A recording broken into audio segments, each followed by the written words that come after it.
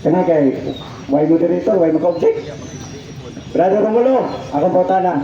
Kana bang Matthew 16:18 nga doon na church diha, giangkon ba ninyo nga kamuna Roman Catholic or one holy o unsay ngalan anak kamuna? Empirically, contextually, at the same time implicitly, yes. Nga naman, kanang pagsulti ni Kristo ba nga, et forte inferi non prevalibus adversus iam. Even the gates of hell shall not prevail against it. Implied, implicit na kanang maong iglesia ha, gikan sa pagkatukod, wag yun ang awa ang ilaw.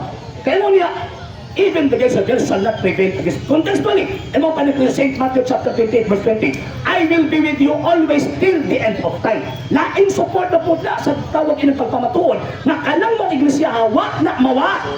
Magpabili na nga naman kay 1 Timothy chapter 2 verse 4, ang katuyuan ng Ginoong Kristo kaluwasan man alang sa tanang gitawag og mga tao. So imposible nga tawag inang Seventh-day Adventista kay migawas ang Seventh-day Adventist 1863. So kung saan ng iglesia, historically speaking mo ang iglesia Katolika, Apostolika, Romana. Ingon ka implicitly.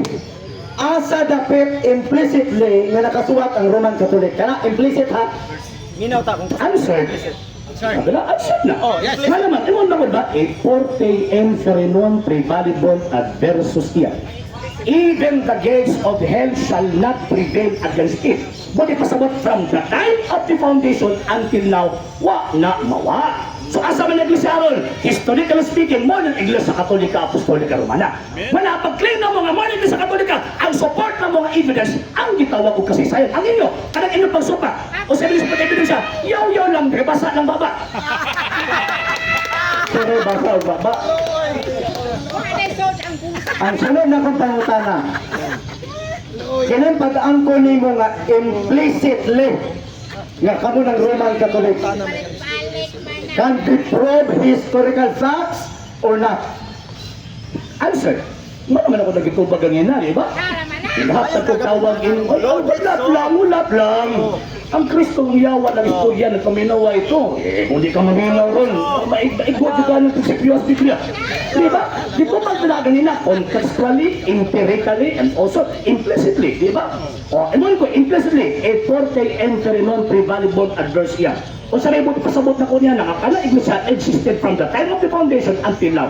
Ang usapan ng simbahan na, historically, o mo ang yung mga empirically ha, historically, mao ng iglesia Katolika, Apostolika, Romana. The New Book of Knowledge, volume 16, page 207, Grunion Encyclopedia, volume 5, page 106, and also Encyclopedia International, volume 15, page 520. O, wala akong support. Ano yung pagsupat? Kung saan yung mga binisya? Romano, paminaw. Ang akong pautan na ganina, historically facts ma-prove pa nimo. Daghan kay yaw-yaw, basa kay kag-baba matud nimo. Akong pangutana ba, ma-prove pa nimo historical facts? Imong implicitly mo ka, yes. Karon sulod nga pangutana.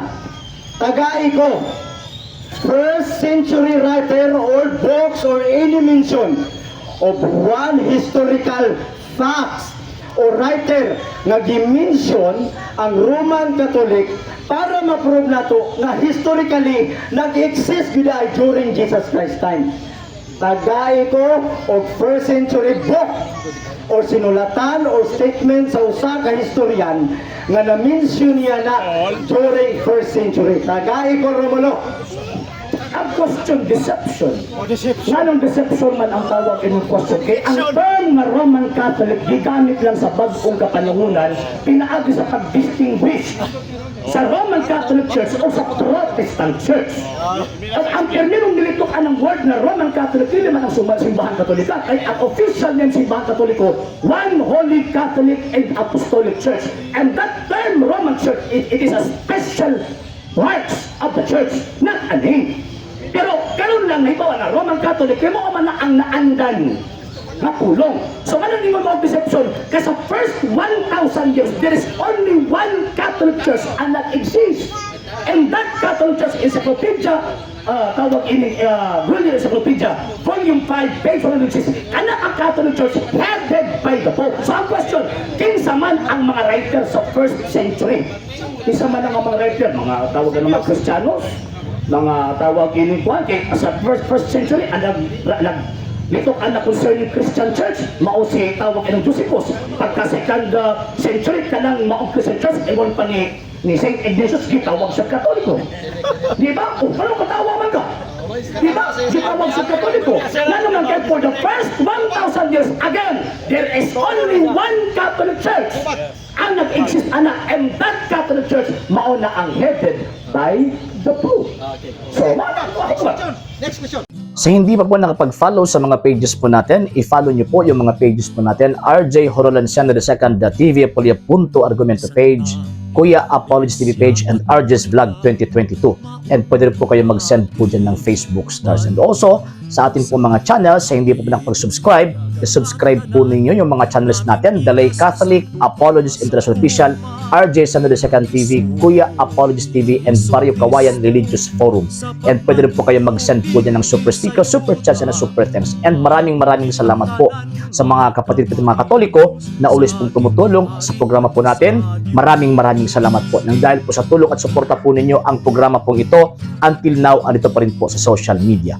And until now din po, nangangailangan pa rin po tayo sa tulong at suporta po ninyo dahil wala po kami magagawa rito mga sir, mga ma'am, kung wala po yung tulong at suporta po ninyo. Sa gusto pong tumulong, sa gusto pong sumuporta, pwede po ninyong ipadala ang tulong at suporta po ninyo sa pamamagitan po ng ating mga account numbers dyan po sa ating pong screen. And pwede nyo po kaming i-message sa ating pong page kung via remittance po yung papadala po ninyo. Maraming salamat po in advance.